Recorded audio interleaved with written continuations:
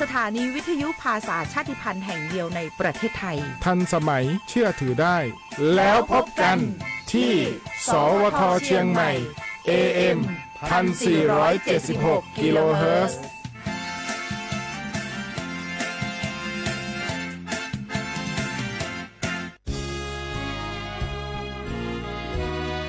พระบารมีปกเกล้าเพื่อปวงชนชาวไทยจากพระราชกรณียกิจนานับประการที่พระบาทสมเด็จพระเจ้าอยู่หัวและพระบรมวงศานุวงศ์ทรงทุ่มเทพระวรกายทรงงานอย่างไม่เหน็ดเหนื่อยเพื่อประโยชน์สุขของประสบนิกรจากโครงการหลวงสู่การพัฒนาแหล่งน้ำส่งเสริมการศึกษาและด้านสาธารณสุขที่มุ่งเน้นการพึ่งพาตนเองและการพัฒนาอย่างยั่งยืนทุกย่างพระบาทคือการทรงงานทุกพระราชดำริคือพลังแห่งการพัฒนาเพราะประชาชนคือหัวใจของแผ่นดินร่วมเสริมสร้างความรักในสถาบันหลักของชาติโดยสำนักงานประชาสัมพันธ์ที่ 3 กรมประชาสัมพันธ์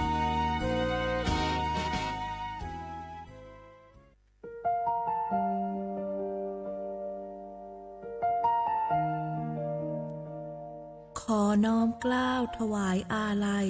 สมเด็จพระพันปีหลวงพระแม่แห่งแผ่นดินผู้ทรงเมตตาเหนือเกล้าขอพระองค์เสด็จสู่สวรรคาลัยข้าพระพุทธเจ้า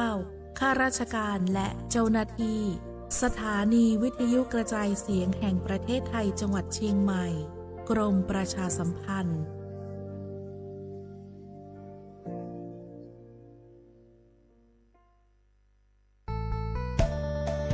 สถานีวิทยุกระจายเสียงแห่งประเทศไทยจังหวัดเชียงใหม่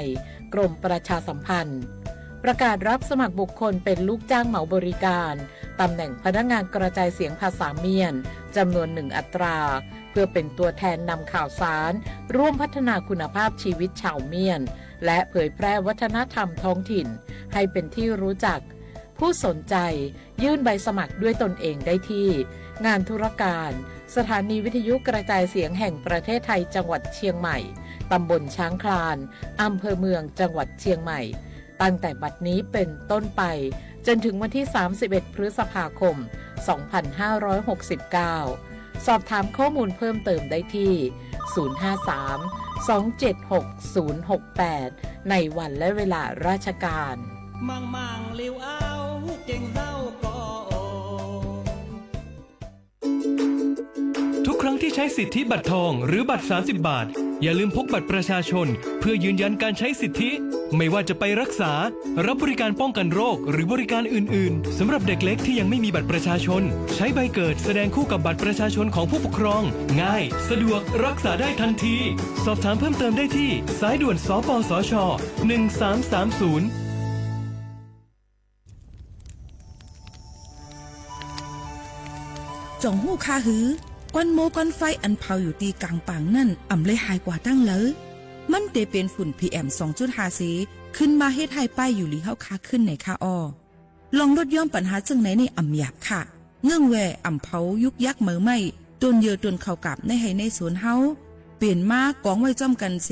เฮ็ดเป็นฝุ่นสภาวะอ่ำนั้นแจกแพยุกยักเฮมันปอดถูกเมียนอีกป้าดังโฮมมือกันฟังด้วยไฟไหม้ป่าเถินเฮาขาดถูกดีเลยผูกต้นไม้น้ำเพิ่มปันปืนตีสีเขียวเฮ็ดเฮาจันล้มเสียนใส่ตาเฮากูก็เลยตั้งมุงมองเฮาลีเสฐานหน้ากอกับสืบปืนเผาตี 3กรมประชาสัมพันธ์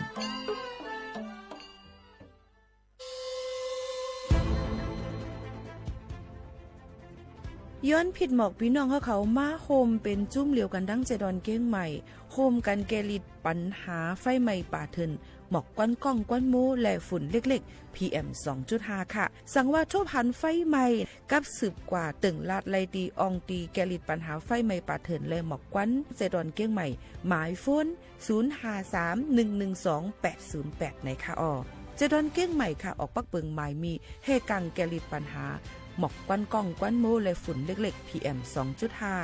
เนื้อปืนตีเหลออันอ่ำเลยคว้างเฮาเผาผ่านมาดีแอปพลิเคชันไฟดีห้ามเผากำเร็วในนั้นค่ะอย่าไปเผาล้าอ่ำว่าได้เป็นตีกลางป่างอองตี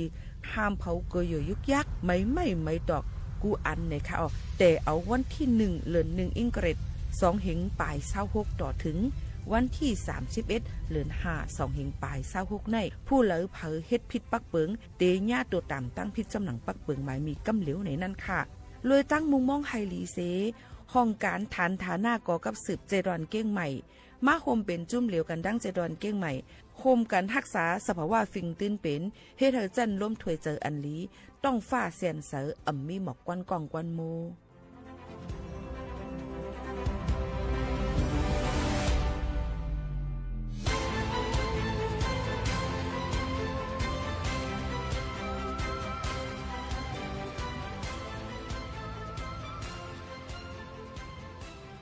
พิดหมอกลูเห็นและผายร่างก้นอันโครงสร้างดีไซเนอร์ออกแบบในค่ะก้นอันสนเจอปัดปื้นกุดีเข้าโฮมลองการอุบกุมลองการแลกลายคุณมุ่นลองการแฟชั่นเมืองไทยลูกดีโครงสร้าง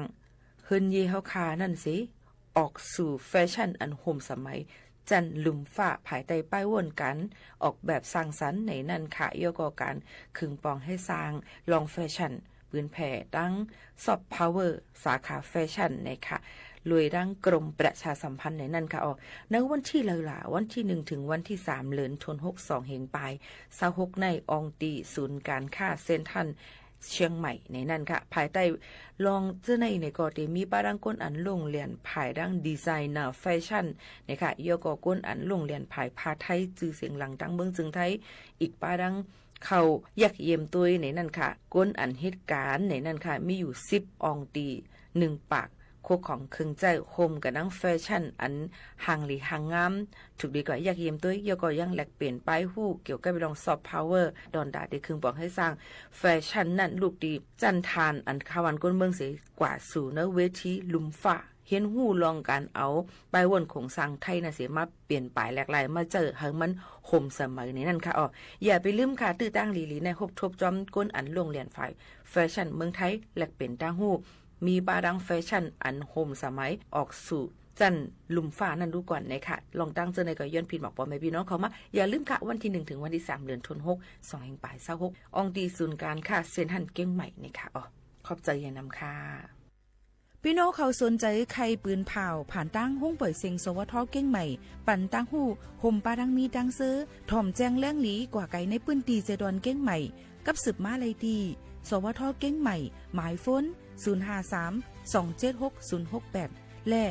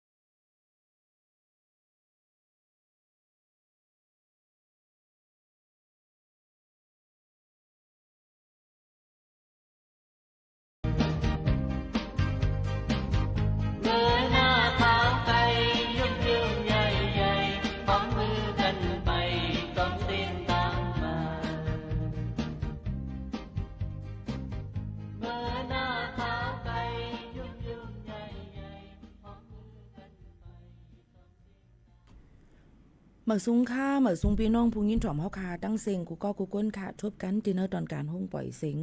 สวทเก้งใหม่ AM 147กิโลเฮิรตซ์ค่ะพื้นปล่อยเซ็งกูวันพอถึงมาข้าวยาม10 โมงถึง11 โมงกลางไหนกลางค่ำอยู่จอมเขาหมูขาวนุ่นสุภาวันเชื้อสารวินเป็นอุ้ยก็ไอเซปอแม่พี่ๆน้องๆเฮาเขาที่ห้องปล่อยเซ็งเก้งใหม่ AM 147กิโลเฮิรตซ์ค่ะปืนปล่อยเสียงหลายตั้งค่ะเนาะผ่านดั้งเรดิโอออมล้ม AM 147กิโลเฮิรตซ์ค่ะผ่านดั้งไลฟ์ในนั้นค่ะออกดั้งเพจสวทเก่งใหม่ AM 147กิโลเฮิรตซ์และไลฟ์ตั้ง TikTok ในนั้นค่ะหลายตีหลายตั้งเฮาค่ะไลฟ์ผ่านกว่าจำกันให้พี่น้องเขาพอได้เข้าถึงกันได้ง่ายๆนั่นเอามาฝากตวนจูถึงพ่อแม่พี่ๆน้องๆเขาจึงหนังในเย้าค่ะพี่น้องเขาค่ะเกี่ยวกับเลยลองเมื่อวานในเบิ่นก็เปิดเกี่ยวกับเลยลองไทยช่วยไทยพลัด60-40ตอนดาที่จอยเตรียมก้นจะเจออันมีอาศัก18ขึ้นเนื้อกว่านั้นก้นเป็นก้นไทยหัวปากเตรียมนั่นค่ะเนาะเปิ้นได้ลงในนั้นค่ะตอนดาได้กว่าซื้อพวกของเครื่องใจสั่ง Grab Rider ว่าจะได้กึ่ง60-40นั่นค่ะก็นั้นแลเปิ้นก็ได้ปันเจออยู่1วันใน200 บาทต่อ1วันจังหนังไหนค่ะเอาเปิ้นลงเซ็นใส่ไม้กึดไว้อยู่กะฮือหลาในตอนดาในวันที่25ถึงวันที่29ในสังเจอว่ามันหมดอ่อนตั้งใน29นั่นในก็ได้อำแล้วนั่นขนาดเนาะก็ได้มีไว้อยู่มือว่าใน30 ล้านก็ในค่ะ30 ล้านสุนตอนตัดที่ไรในยามพองตะเหลวในนั่นค่ะพี่น้องเขาค่ะก็ได้เป็นไว้อยู่ในค่ะกึดไว้อยู่5,577,6 ปาก35สุนในนะคะตอนตัดที่ลงโครงการไทยช่วยไทยพลัด60-40ในนั่นค่ะก็เตเจ้าในนั่นค่ะพี่น้องเขาในก็เปิ้นก็เตปันตื้อตั้งตอนแต่เตเจ้าวันที่1เดือนตุลาในกว่าในนั่นค่ะนะเดี๋ยวก็บ่เป็นไรเดอร์ว่าเป็น Grab ว่าเป็นอีหยังที่เปิ้นส่งกันผ่านทางแอปพลิเคชันนั้นก็เตเจ้า15เหลือน6กว่าในนั่นค่ะอันไหนเป็นเกี่ยวกับไปลองจะเจออันเป็นคนไทยในนั่นค่ะไลวัดไหวไทยในนั่นค่ะพี่น้องเขาค่ะนะก็เตเปลี่ยนจังนั้นในนั้นค่ะในข้าวตั้ง1เดือนอำปันป่น 1,000 บาทต่อ1เหรียญจังหนังไหนค่ะในก็มาฝากปันเยาก็ลุฝากฟังไว้ปันว่ากูจังมีก้นหยอกแลน1ออนไลน์เนี่ยค่ะมิจฉาชีพอันว่านั่นค่ะก้นหยอกแลนนั่นเปิ้นก็ติ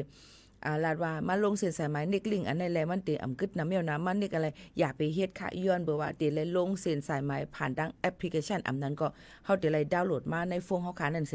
มันจะเป็นแอปเป๋าตังในนั้นค่ะเฮาค่ะเตเลยลงเส้นสายไหมผ่านอันนั้นกุ้ยในนั้นค่ะพี่น้องเขากำนั้นเพราะว่าผู้เลยเผยส่งลิงก์มาว่าลงทางคันในแล้วเฮาเตเนี่ยอำไลในค่ะเนาะกำนั้นอันไหนก็เป็นลงตั้งแทง1อันที่เฮาค่ะฝากฟังไว้ปันพ่อแม่พี่ๆน้องๆเขาให้เลยฮับผู้ให้เลยยินถ่อมจ้ำกันค่ะยก็เชียงรองนึงในนั่นค่ะพี่น้องเขาพี่น้องเขาดีต้องถามกันเขามานำเนี่ยในค่ะเนาะป้อมไปจำวันมันมาพี่น้องเขาก็ถามมาในนั่นที่นี่ค่ะใครว่าจังนั้นค่ะสิดีว่าปืนเผากว่าเตมือหลังเย้าในค่ะเนาะเกี่ยวกับได้ลองอันในว่าประวัติเตกว่าไปขึ้นลอยสุเทพผู้เลยเพอใครกว่าจากก้าตั้งกินโฮงทานเดี๋ยวก็ขายตั้งย่ำนั่นเปิ้นให้กว่าลงเส้นสายไม้ต่อถึงวันที่25จ่องใจค่ะหือบ่แม่พี่น้องเขาค่ะอันนี้ค่ะก็เฮ็ดคลิปปันพี่น้องเขาสิปันให้กว่าเย้าในนั่นค่ะเนาะพี่น้องเขาให้พี่น้องเขาไปเลยครับผู้กว่าเย้าในนั่นค่ะพี่น้องเขาก็ให้ลงเส้นสายไม้ในวันที่11ถึงวันที่25มื้อวานในค่ะเนาะมันก็ถามว่าเปิ้นเฮ็ดหือล่ะค่ะหมอเฮ็ดเปิ้นเตเลยเฮ็ดจึงหรือบ่เฮ็ดนะเป็นอันที่สุขหูสุขเสยเต้กอมนั่นแหละยามพองตะเหลวนั่นเปิ้นพำเปิดเจอผ่านสแกนผ่าน QR code อันนั้นก็เปิ้นก็ติมีไว้ว่าลงเส้นสายไม้นี่มันเป็นเพจของอุทยานแห่งชาติดอยสุเทพปุยในนั่นค่ะกันนั้นเปิ้นได้ลงมาก็ปื้มันเป็นปื้นตีของเปิ้นนั่นค่ะเนาะเฮาก็ได้เลยลงผ่านทั้ง Google Form จังนั้นค่ะเข้ากว่าที่นั้นในขณะเนาะพี่น้องเขาผ่าน QR code ผ่านทั้งออนไลน์เฮาก็ได้เอาชื่อเอาเสียงเอาเฮแล้วก็พอถึงวันมามื้อไหนค่ะเปิ้นฮับยาววันที่25ถึง29ในเปิ้นได้ให้กว่าฮับเอาวัดไว้ในค่ะเนาะพี่น้องเขาค่ะไล่ในนั่นค่ะข้าวย่ำเลยถึงข้าวย่ำเลยล่ะนี่ก็หลุเลยลาดกันเที่ยงกำลาดเที่ยงในค่ะเนาะพี่น้องเขาค่ะในวันที่25ถึง29ในค่ะน่ะข้าวย่ำก็เอาอะไรตีเหตุการณ์อุทยานแห่งชาติดอยสุเทพปุยเนี่ยค่ะภายคามตั้งอนุสาวรีย์ครูบาศรีวิชัยตรงข้ามกันบอกว่าอยู่ออปโพสิตกันอยู่ก็พังกันในนั่นค่ะพี่น้องเขาตีนั่นเนี่ยค่ะเนาะข้าวยามเก่ามอง ต่อป้อถึง4 โมงกึ่งในนั่นค่ะพี่น้องเขาค่ะยกก็วันที่30นั่นเนี่ยก็เอาอะไรตีลานกดตีหนึ่งโอ้ยแก้วข้าวย้ำ9 โมงต่อถึง4 โมงกึ่งเหมือนกันในนั่นค่ะสั่งเจอว่าอ่ำตั้นในการลงเซ็นใส่หมายฮับไว้มันหน้างานวักอินกว่าในก่อนในวันที่30นั่นก็มันก็เตมีแทงอันหนึ่งก้วยกันหรือเลยลงเซ็นใส่ใหม่ไว้เยาว์ซึ่งนั้นก้วยเนี่ยค่ะต้องถามเพิ่มเติมกว่าอะไรแทงตีหมายโฟน0532102244ข้าวย้ำเหตุการณ์ค่ะนะอันนี้ก็เอามาฝากไว้ปันพอแม่พี่น้องเขาจะเจออันดีเขาติเฮ็ดจึงหือล่ะเนี่ยมั้งเพราะว่าลงกว่าพี่น้องเขาก็เอาหลักฐานนั่นค่ะเอากะให้ก็กะละในเปิ้นว่าเฮาค่ะเลยลงเส้นสายไม้ไว้ค่ะ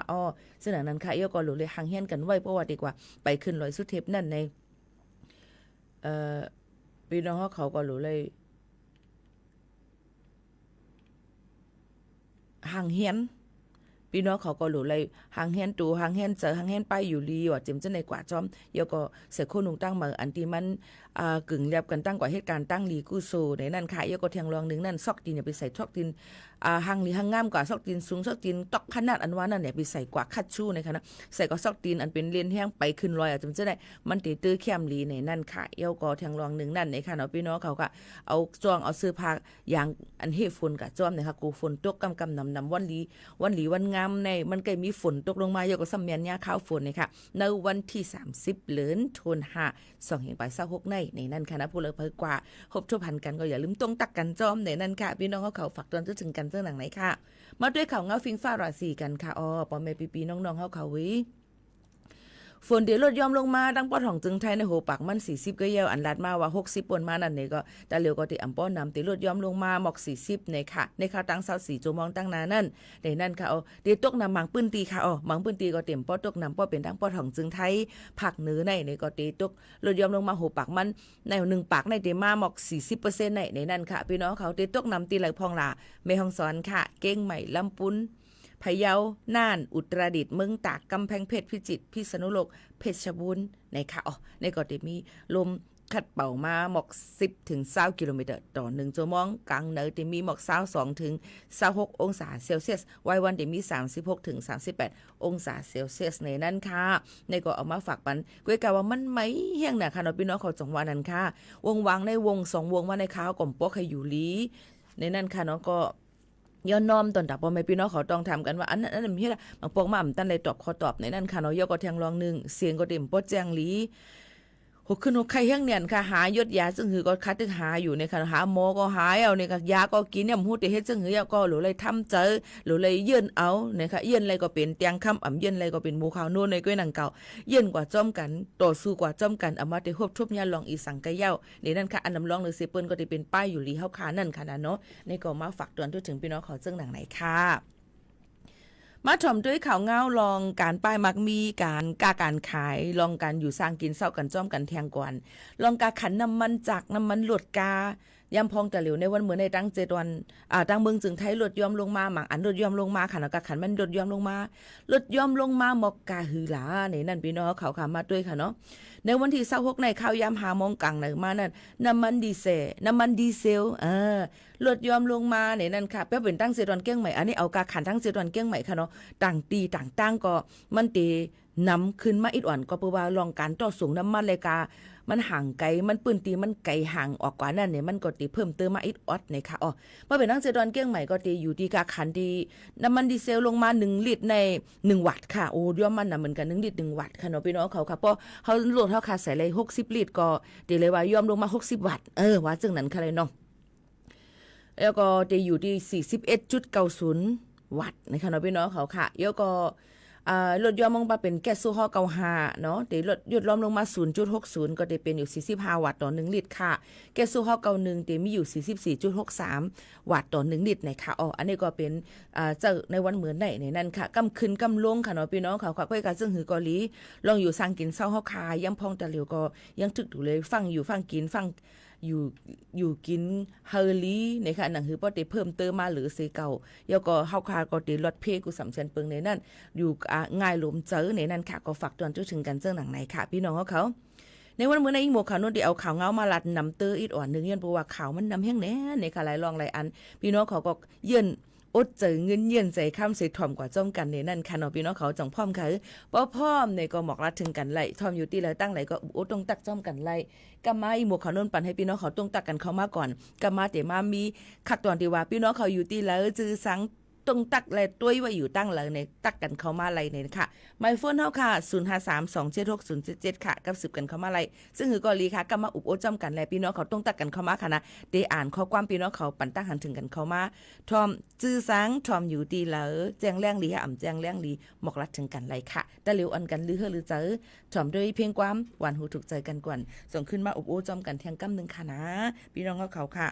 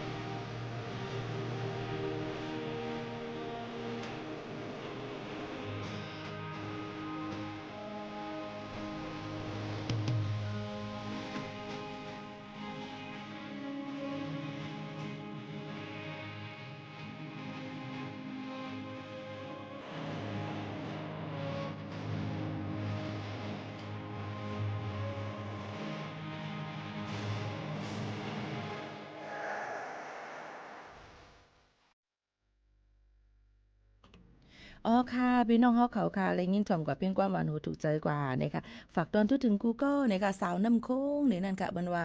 กูลองกูอันได้มังลองมักอันมาในนี่ค่ะเนาะเฮาอำไข่ผัดยานเฮิรนเยเฮาอำไข่ผัดยานลูกๆเมผู้ๆเฮาค่ะก็ฮักเฮาค่ะนั่นนี่ค่ะเนาะก็ย้อนบ่ว่าลองหน้าการย้อนบ่ว่าลองปุนพรอันโดเฮ็ดไว้นั่นมันมีกูก็ได้เหมือนกันมันก็มียังอ่านใครออกเลยนอกเมืองใครเปิดหาตั้งหูเหม่อตั้งหูนำตั้งหันกว้างมันก็ใครหาปลายกว่าองที่อยู่ด้านเซาค่ะในมันอำลดแล้วมันก็ปลายกว่าร้อนไปวัติวันเฮาเมืองเฮาในเปิ้นเก็บซื้อเก็บเสือเก็บขอนเก็บนั่นเก็บในอำปลายก็อำเคยกว่าให้ก็เลยปลายผัดเพมาหาการหาเงินกว่ากุดก็ดีก็ตังได้ผัดยันเฮินเยมามันก็ย้อนเบอร์ว่ายุ่งยามเมากำลึงน่ะตั้งวันเฮาเมืองเฮาเฮบ่อยู่กันในที่ๆเด่มเป็นปางแล้วปันมันกว่าเอามันก่อนทีไรก็เอากว่าก็เอากับเพชรทีไรตึ๊ดทีไรก็แล้วจิมจะได้ก็มีมาย้อนเปิดสั่งเลยคาลาดว่าไล่เต็มชวบเต็มความขาจึงนั่นน่ะกำนำตูทบเลยหันมานำค่ะมันก็อำเคยมาเฮ็ดค่ะเหล่าซึกเพชรยาเพชรเหล่าเพชรอาแก้งตั้งยามอนำลีมาเฮ็ดตุกขาคันเจอเพื่อเปลี่ยนนั้นมาอยู่ไรมาบ่เมื่อเฮินขึ้นเห็นมือวัดหนาเลยสิเก่าก็เปลี่ยนมาอะไรแท้มันก็มีตั้งหูน้ำตั้งหันกว้างเนี่ยอันก็หันตั้งเกียงใหม่นี่มาเฮียนตีจันจอมจื่อเสียงใหญ่กักขันกาน่ะผึ่งมือขึ้นตั้งเฮินมีตั้งหูน้ำค่ะนะก็กลับเป็นตกลอกเป็นขี้เหล้าขี้ยาเที่ยงอยู่ลองตั้งเจอในนั่นในสังวาเฮาคากำนำก้นหูหลายๆค่ะอันเฮ็ดอยู่นั่นอันนำหูก็มีอยู่กันเก่ากำนั้นเลยเฮาคารู้เลยห่างไกลมันแต่เหลียวในเปิ้นเอามาตึกเฮาคาจังหือล่ะในมันเข้ามาในการป้ายมักมีเปิ้นเฮ็ดออกนั่นน่ะคือป้อเตเข้าถึงข่าววันก้นเมืองนั่นไงเปิ้นเฮ็ดออกมากูเมียวค่ะอามาติเป็นน้ำเหล้าสุรายาเมากำก็เตมีมือกปอกแล้วมันเตมียาผินยาม่ายาเฮโรอีนของเขาจะในข้างหือแต่เหลียวในมันมาง่ายๆมาเป็นพอตมาเป็นพอตเคพอตไอพอตเคปาลากูแฮปปี้วัตคอลลาเจนอันเป็นนั่นเฮนำกาแฟอันใส่ป้านำอันเอียนเฮียงเต็มทนเลยเฮเจนั่นเฮเยาก็มากินพอกินเยาเมามิงปิงติลิงเจอสันว่าพอกินเยาอ่ำเตียนอ่ำกะอ่ำใส่มันตาล้ำเจ็มเจ้าในก็ซ้ำอ่ำไปเยาเพราะว่ากึ่งกลางกินน่ะอ่ำหูลอกไล่ยอดยามันนี่ก็ซ้ำช็อกกาดเสียงอาสักสายใจกอบมันก็มีลองยาเมากำเจ็มเจ้าในนั่นมันนำเฮียงเนี่ยแต่เหลียวนั่นกูตีกูตั้งเก่งกลางเมืองไทยเก่งใหม่แค่นำน่ะยันบอกว่ามีคนขี่เขามาเปิดนำเนี่ยเงินถึงก็เปิ้นก็ปิกหูปิกตาผายหนึ่งนั่นขนาดเนาะให้เก่งหันเฮเจมเจอในก็มีมามันก็อาศัก12 13เอาไปถึงตึกหาหนุ่มหุ่นมุ่นเหมือมากกว่านั้นรู้หายตายกว่าช็อก8กองเจอในก็มีอันเป็นนำอยู่วันเฮาเมืองเฮาแต่แล้วในพอร์ตเคยาไอเคเจมเจอในค่ะเนาะมีนำหนะยก็ป้อมได้กินทั้งมาในมือว่าสั่นๆสายๆคือนังชุดๆชัดๆหันเนาะข้าว่าโหนดเต้นคือเฮาคา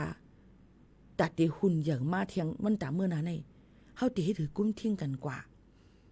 ก็ไม่ตอนตัดตูเฮาก็รู้เลยกุ้มทิ้งค่ะลูกผมฮู้เลยว่าเดเลยกว่าย่ามือละเลยก็กินเติมมันย่ามือละห้ำต้องเตขึ้นทิ้งตัวทิ้งจูเจ้าเก่าไรเจมจังได๋ก็ซ้ำล้อมม่วนล้อมกูไว้แทงอยู่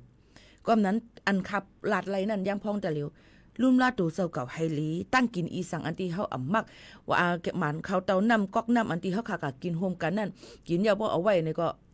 อย่าไปเอามากินเทียมกูเปิ้นใส่ล้อในนั่นตัวหนังสังคามือห้องความหลายๆที่หลายตั้งเพราะว่ากว่าเนี่ยปืนตะถังแล้วคันได้เป็นก้นขี้เมาขี้หังอ่ะยิบไว้ให้ไหนคะอ๋อยิบขวดยิบอย่างแบบไว้ให้ไหน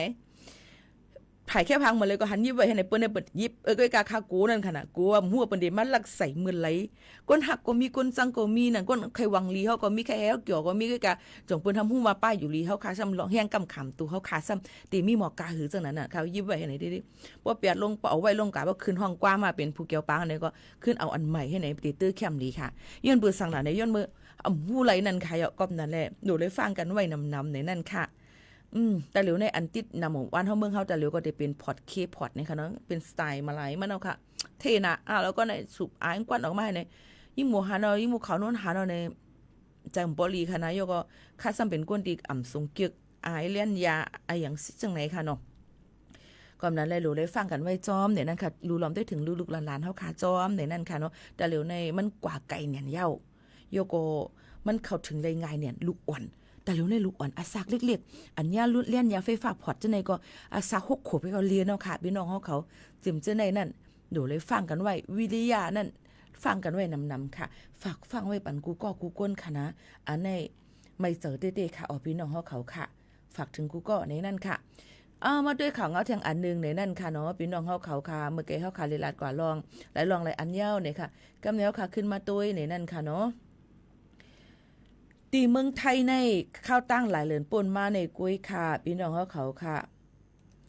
เลยหันว่าโหนดับก้นจับตั้งเป็นโควิด19นั่นขึ้นเตอสูงขึ้นมาเทียงอิงเนื้อข้อปืนเผาห้องการกุ้มทิ้งตั้งเป็นเมืองไทยสีในนั่นค่ะเลยออกไว้มือวันที่24เลือนหาป่นมานั่นเลยหู้จอมจึงหนังในเขาอิงเนื้อข้อมูลจุ่มอันเปิ้นไปด้วยตั้งเป็นเหมือ DDS อันไปด้วยตั้งเป็นในค่ะ50เก่าเปิงในเมืองไทยในจึงเตะเอาเงาลายปีมือหัวปี2เฮงปลาย26ป่นมาต่อถึงวันที่23เดือนเมษ2เฮงปลาย26ในคนจับตั้งเป็นโควิด19ตั้งเสียงมีไว้อยู่3เฮง6ปาก42ก็มีก้นตายกว่าเยาหนึ่งก็กวยาวในนั่นค่ะก้นจับตั้งเป็นกำนำเป็นจุ้มก้นหนุ่มอายุ30ถึง35ปีนำเลือเสเปินค่ะจุ้มก้นเฒ่าอายุ60ปีขึ้นเนื้อแลจุ้มลูกอ่อนอายุ20ถึง29ปีนั่นเป็นจุ้มจับนำตี2ในค่ะในก้นจับตั้งเป็นในเจอเมียงสายพันธุ์ใหม่ NB 1.8.1 ในอันตึกเพลามไว้ในเมืองไทยยำเหลวในมีไว้ถึงโหปาก 50.95% ค่ะกุ้ยกาลองเปลี่ยนตั้งเป็นในป้อเตด้วยจอมเซนไหมพัดเพ่งในข้าวตั้งหาปีป่นมาในจึงตึกยดยอมไว้อยู่เต้ๆหนังเก่าในนั่นค่ะย่ำเหลียวที่เมืองไทยก้นกว่ายดยาที่ห้องยาในแต่เอา63ก็เตื้อนนำขึ้นมาถึง73ก็ใน1วันเสตาก้นหลูเข้ายดยาในห้อง ICU นั่นแต่มีไว้1วัน1ก็ก้วยแลอ่ำป้อถึงตีไรไม่เจอเฮาเฮียงเหนียนเพียวในนั่นค่ะก็นั้นแลลองตั้งเสื้อในตั้งเป็นไวรัสโควิด19ก็แพร่ลามมาโยก็เฮาขาดติเลยหันว่าตีตั้ง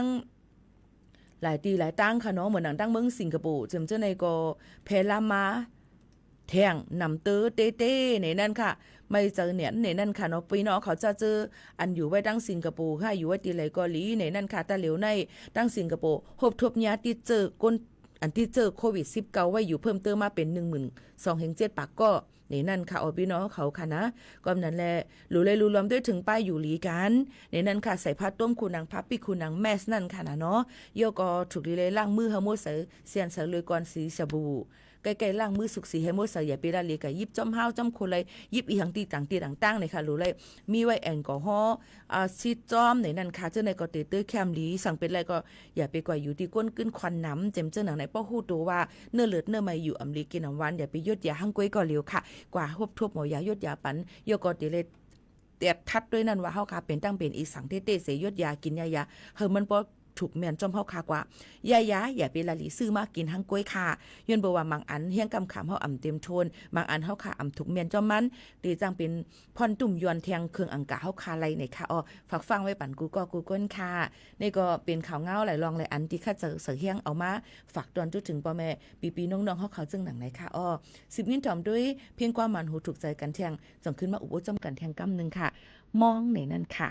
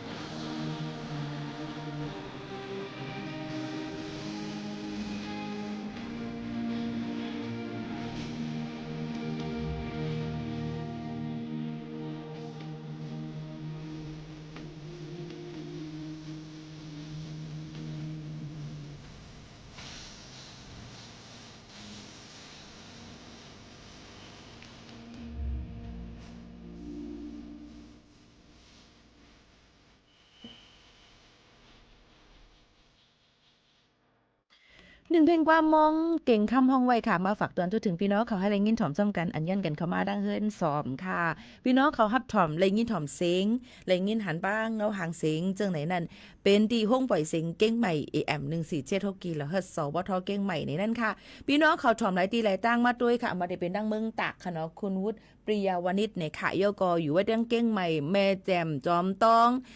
สิงคโปร์ค่ะเยากอกรุงเทพก็เลยเที่ยงอยู่กรุงเทพเสถองมาอยู่ค่ะลำปูนลำปางเมืองฝางค่ะแม่อายค่ะหลายตีหลายตั้งค่ะยินจมขอบใจอย่าน้ำที่เอาข้าวย่ำมีกาคันมาถ่อมจำกันในตอนการเฮาคาตีในจอมขาวยิงหมูขาวนนตีในนะคะสารพี่ก็ถ่อมอยู่ค่ะยินจมค่ะหลายตีหลายตั้งค่ะเนาะมันก็ว่าเหตุการณ์เสียก็ถ่อมอยู่นะคะว่าขอบใจอย่าน้ำค่ะไม่ซุ้งค่ะนะคะคุณใช้ตนนะคะทอมอยู่ที่เลยตั้งไรเพราะว่าลิงยินเสียงได้เป็นเสียงปลาหมูขาวโน่นเนี่ยค่ะนะออกค่ะพี่น้องเขาค่ะก็ยินโจมเต้ๆอยู่ร้านเจ้เม่ถอมไม่อยู่ค่ะขอบใจใหญ่นำค่ะใครกินข้าวเคี่ยวไปเจอเยี่ยวค่ะเขาอ่อนกันกว่ากินกันค่ะฮือเนาะเมื่อว่าในใครกินข้าวเคี่ยวเนี่ยในเขามีอ้อยก็ขาไว้ข้าวเคี่ยวเผื่อว่าคาวาตีสั่งซื้อในไฮไรเดอร์กะฮับเอาในเผื่อก็ตุ้ยกะสูงอำลอยปลายว่ะเขาเคี่ยวได้ก่อมกามไงไปกินนะยืนเอาก่อนก้าในขนมของไก่ลัดเปิ้นมาเปี้ยงกินเปี้ยงเจอในขนมเขาก็เปี้ยงกินเปี้ยงเจอเหมือนกันนะอยู่เก้งไฮเซทอมอยู่ค่ะตื้นหมอหักขายยินจมขอบใจค่ะก็นั่นแหละเฮาขามาพบทบจำกันที่ในให้เป็นตื้อตั้งอันลีสุราษฎร์ธานีไปทอมก็เลียวอยู่ค่ะอยู่กาลี่ค่ะขอบใจอย่านำค่ะสันลอยวัวกาลี่ค่ะทอมอยู่ไรตีไรตั้งยินจมขอบใจเต้ๆค่ะอยู่เมืองตนทอมอยู่ค่ะอยู่หัวหินค่ะยินจมขอบใจเต้ๆเมื่อในมีคนตัวหลายตีหลายตั้งเนี่ยค่ะเนาะคุณนกนาเนี่ยค่ะอยู่เมืองตนเนี่ยเป็นบลูสกายเนี่ยค่ะยอก็ปอบลูสกายเนี่ยเหมือนจังน้ำเจ้มน้ำหวานให้อันด้วยเนาะพี่น้องเขาอยู่เก้งใหม่เซทอมอยู่ค่ะเกี่ยวๆค่ะโอ้ยหลีค่ะมาเฮากว่าจัดรายการเนี่ย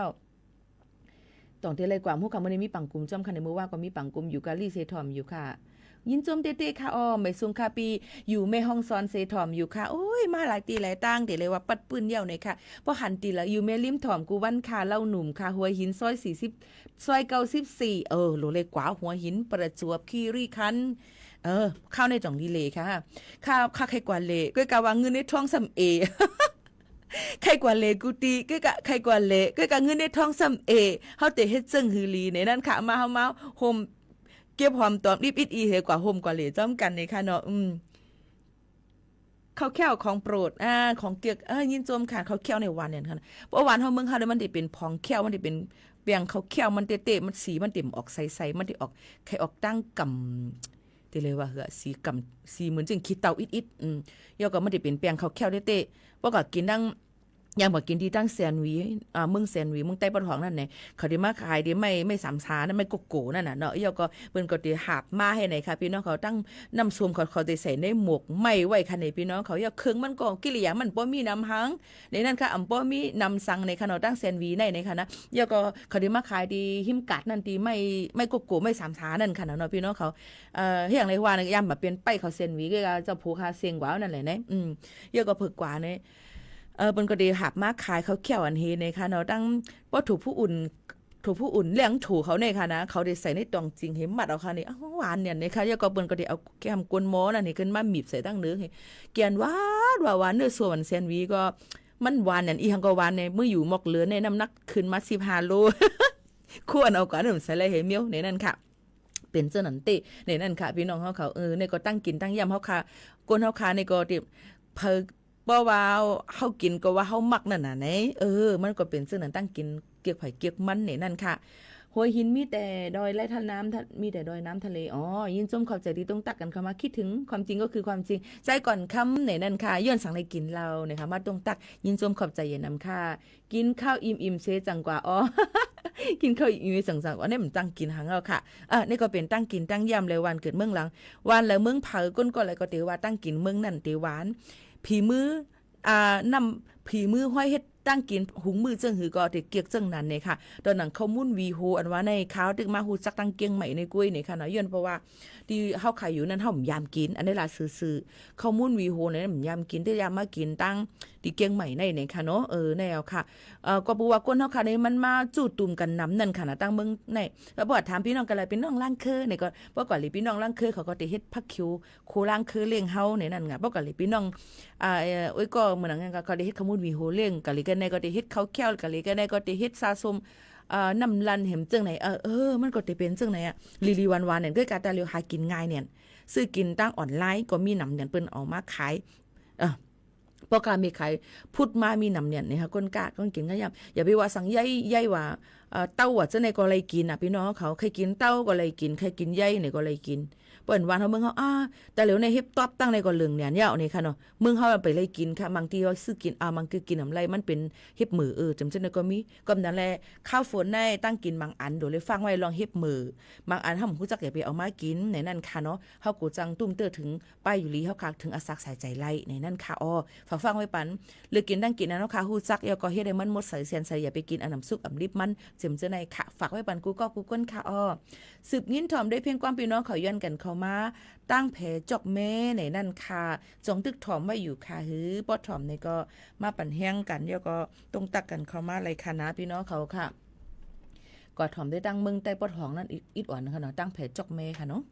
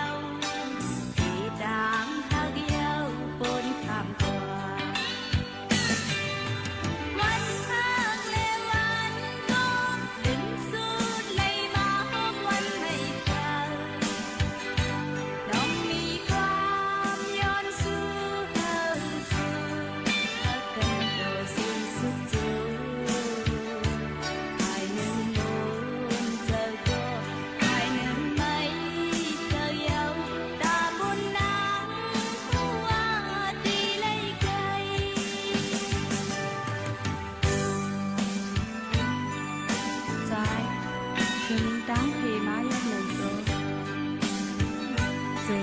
subscribe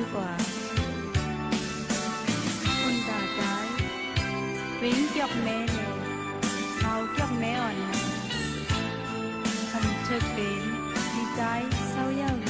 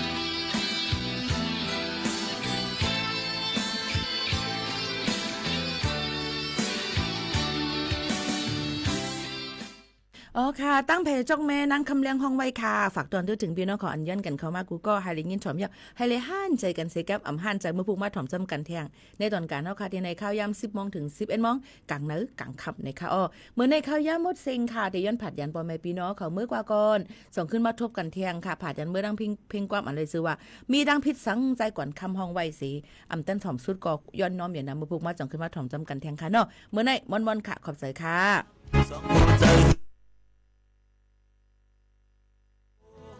ย้อนเป็นคนผ่านแลมาจางเป็ดเก่าหาย้อนเปื้อกลกลางยาเก่าเฮหำสองผู้ใจหืออำปองใจจอมเยาย้อนพ่อแม่นางเฮ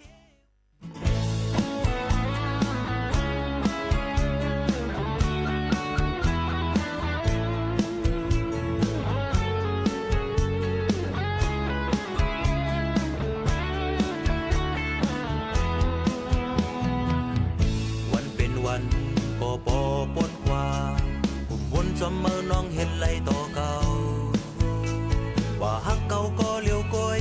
มีวันฮักเผยปันความมันกันไว้จึงไหนข่าวสิบข่าวก็ปอปนกว่าจึงเมื่อนั่งซ้ำปอลืมความมันมาลืมง่ายใจสู่ผู้ยิ่งในจองวนด้วยก็กึดมันเจ็บตันหือโอ้โหย้อนเป็นคนผ่านแลมาจางเป็ดเก่าหาย้อนเปื้อกลกลางยาเก่าเฮหำสอง